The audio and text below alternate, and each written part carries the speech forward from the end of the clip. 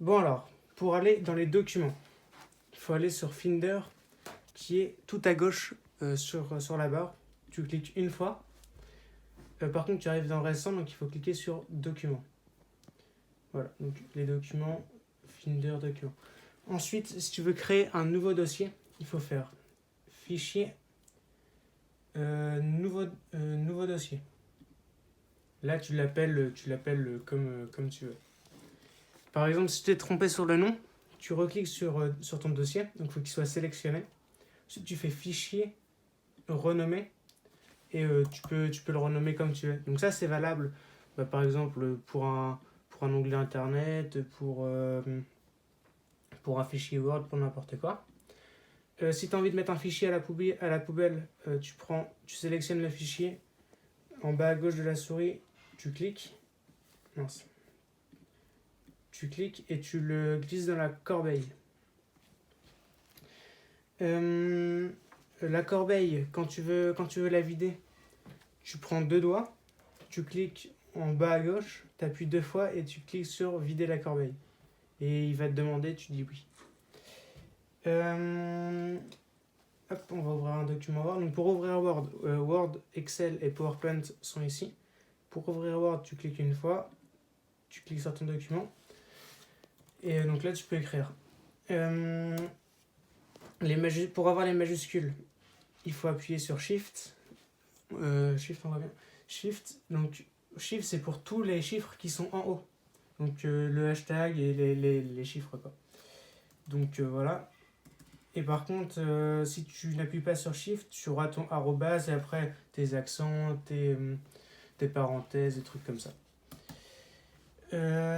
Si tu veux imprimer un document, il faut faire fichier, imprimer. Ça, c'est pour. Alors, nombre de copies que tu veux imprimer, tu choisis. Enfin, souvent, c'est 1, après, tu choisis. Et il faut que tu sélectionnes ton imprimante. Donc là, il n'y en a pas puisqu'elle n'est pas branchée. Donc, pour sélectionner ton imprimante, tu n'as pas besoin de faire ajouter une imprimante. Puisque ton Mac va la détecter automatiquement. Et pour imprimer, il faut que tu branches ton adaptateur et que tu branches ton imprimante en USB. Ensuite, tu pourras cliquer sur imprimer. Voilà, il y a quoi d'autre? Oui, alors, pour mettre la Wi-Fi, hop, ne pas enregistrer. Ah oui, tu peux aussi faudrait aussi enregistrer ton document. Attends, ça, je vais le montrer. Par exemple, t'écris. Pour enregistrer, tu fais enregistrer un document web. Tu fais fichier, enregistrer sous. Et là, il faut cliquer sur la petite flèche. Et donc là, tu arrives dans tes documents. Document, tu peux faire nouveau dossier. Par exemple, nouveau dossier, on va mettre document Word. On va dire document Word. Tu l'enregistres. Ensuite, ça c'est pour le nom de ton dossier. Donc je sais pas, on peut l'appeler test Word. Ensuite, il faut faire enregistrer. Donc ça c'est comme sur ton ancien ordi. Et donc pour le retrouver, donc une fois qu'il est enregistré, tu peux fermer. Pour le retrouver, tu vas dans des documents et tu fais. Donc il est non récent puisqu'on vient juste de l'enregistrer et tu vas dans documents, ton fichier qui s'appelle ton dossier qui s'appelle document Word et ton fichier qui s'appelle test Word. Donc voilà, tout ça c'est tout simple. Et du coup, puisque c'était un test, on peut le supprimer. Donc, ça c'est bon. Si tu veux voir le pourcentage de ta batterie, tu cliques sur la batterie et il est juste affiché ici, là c'est 29%, donc c'est bon. Quand tu rentreras chez toi, il faudra que tu mettes la Wi-Fi. Donc la Wi-Fi c'est le petit signe là, à côté de la batterie. Tu cliques une fois dessus, tu sélectionnes ta box, donc je sais pas comment ça s'appelle. Donc tu cliques sur le nom de ta box et ensuite il faut que tu rentres le mot de passe, donc ça c'est comme avant. Si tu veux augmenter puis diminuer l'intensité lumineuse de ton écran, il faut appuyer sur F1 là à gauche, en haut à gauche du clavier. Donc F1 c'est pour diminuer, puis F2 tu augmentes. Et sachant que généralement ça se fait automatiquement puisqu'il y a un capteur. Pour le son, F10 donc c'est en haut à droite. F10 c'est pour couper le son. F11 c'est pour diminuer. Et F12 c'est pour augmenter.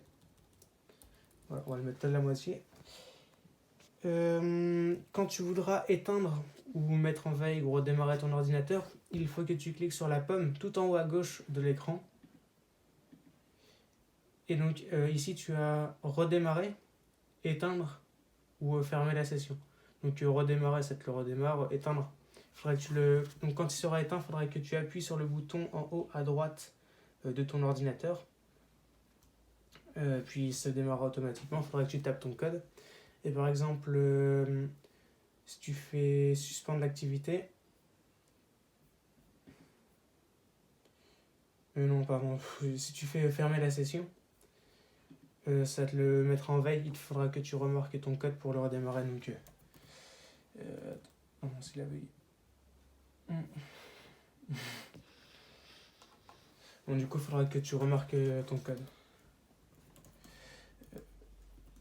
Voilà. Donc, je pense qu'on a tout vu. Plusieurs pages internet. Ah oui, si tu veux plusieurs pages internet. Attends, on va déjà voir les mails. Donc pour accéder aux mails, il faut cliquer 2 fois sur mail orange. Et donc j'ai créé un raccourci ici sur le bureau. Ouais, ça va être lent à s'ouvrir par contre. Ouais, la connexion est pourrie. Et si par exemple tu vas voir tes mails, mais en même temps ouvrir une autre page internet, je sais pas, pour faire tes trucs, il faut que tu appuies sur plus. Donc c'est écrit plus, nouvel onglet. Donc tu cliques une fois. Et donc par là tu as tes mails et par là, je sais pas, tu peux voir Wikipédia. Donc voilà. Et donc pour retourner sur tes mails, tu cliques ici. Il faut accepter les cookies. Bon, donc ici tu auras tes mails et ici tu auras ta deuxième page internet. Et donc si tu veux fermer qu'une page, il ne faut pas appuyer sur la grande flèche. Il faut simplement fermer l'onglet. Par exemple, si on a envie de fermer Wikipédia, on va fermer là. Tandis que si on avait envie de fermer les deux, il aurait fallu appuyer sur la grande flèche. Voilà, après Excel, je mettrai tes comptes ici, donc ça sera comme avant.